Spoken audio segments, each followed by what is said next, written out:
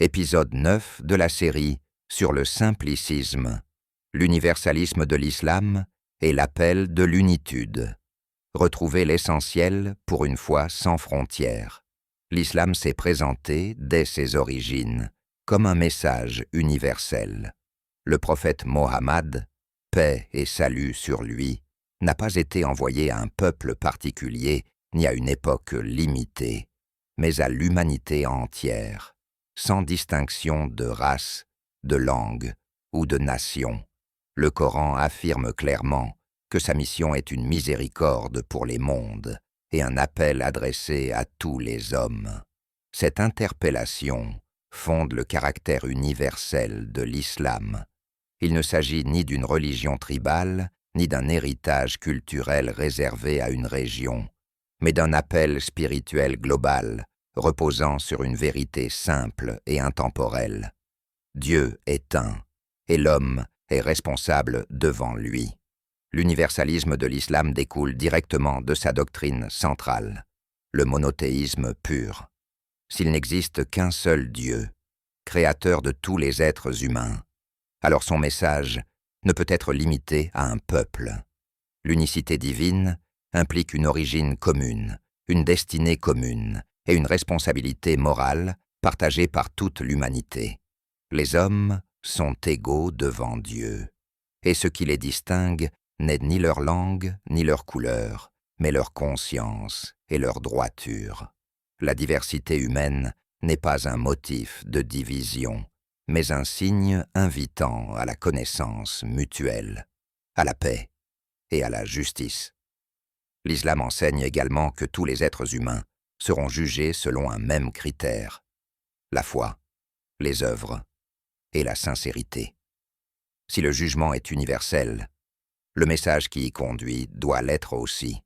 Personne ne peut être tenu responsable sans avoir été invité à la guidance. L'universalisme de l'islam devient ainsi une exigence de justice divine. Cette universalité repose aussi sur la nature du Coran, présenté comme le dernier message divin, préservé et destiné à tous les temps et à tous les peuples. Le prophète Mohammed est considéré comme le sceau des prophètes, le dernier prophète, ce qui signifie que la révélation est achevée et complète. L'islam ne se présente pas comme une rupture avec les révélations antérieures, mais comme leur continuité et leur accomplissement. Tous les prophètes ont transmis un message fondamental identique. Reconnaître l'unicité divine et vivre sous la responsabilité morale devant Dieu. L'histoire spirituelle de l'humanité apparaît ainsi comme une seule trajectoire, orientée vers la reconnaissance du Dieu unique, Allah. Le simplicisme reprend cette vérité et la place au cœur de toute spiritualité authentique, l'unitude de Dieu.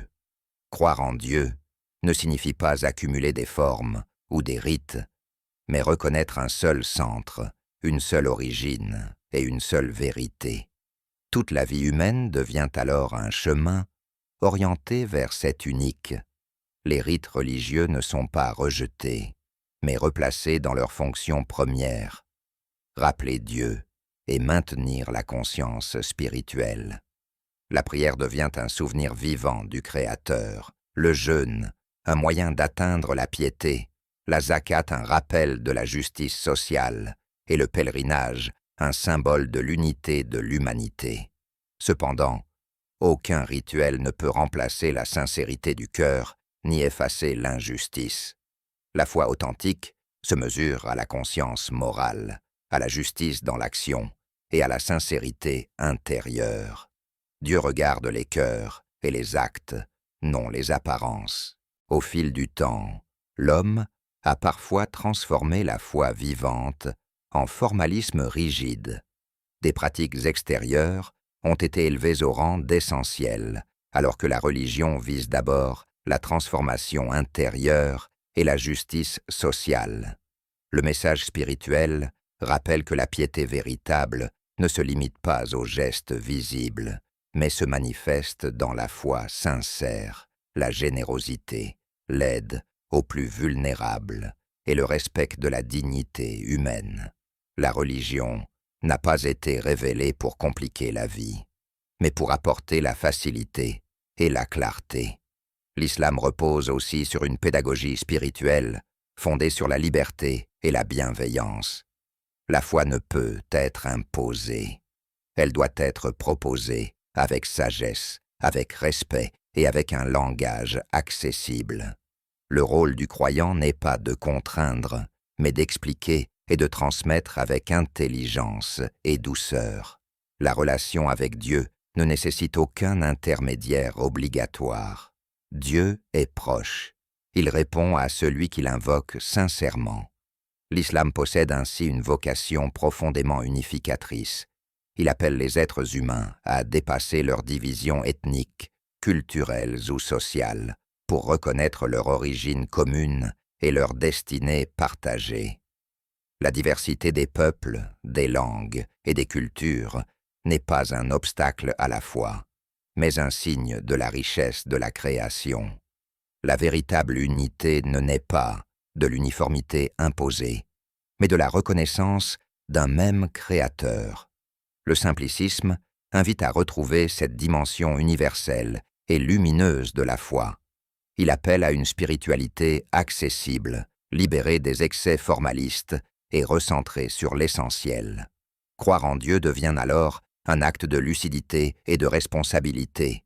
Vivre avec justice devient une exigence spirituelle.